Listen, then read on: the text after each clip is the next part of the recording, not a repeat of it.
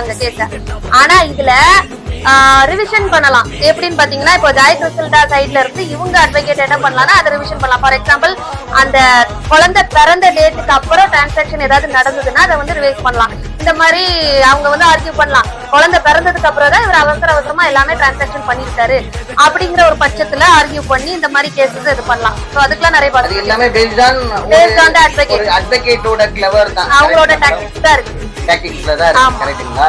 So அந்த for example, இப்ப அவர் வந்து அதை சேல் பண்ணிருந்தாருன்னா ஒண்ணும் பண்ண முடியாது, வித்தவன்ட்ட போய் கொண்டான்னு வாங்க முடியாது. ஆனா இன்டர்னல் டிரான்ஸ்பர் பண்ணிருந்தானா, ஃபார் எக்ஸாம்பிள் அவங்களோட ஒய்ஃப் அந்த மாதிரி அண்ணன் தம்பிக்கு எல்லாம் பண்ணிருந்தாங்கன்னு வைங்களேன், இதுல இருந்து நம்ம தப்பிக்கணும்னு சொல்லிட்டு அதெல்லாம் இது பண்ணிடலாம். எனக்கு இன்னொரு விஷயமும் தோணுது மேடம். இப்போ இவ்வளவு கண்ணிங்கா இவ்வளவு இதா இருக்கவரு அவரோட சொத்தை அப்படி கொடுத்துருவாருன்னு நீங்க நினைக்கிறீங்களா? அது சாத்தியக்கூறுகள் நீங்க என்ன சொல்றீங்க? என்ன கண்ணீங்க? இவரு வந்து நான் சொல்றேன், மாதம் பட்டி ஒரு அவரால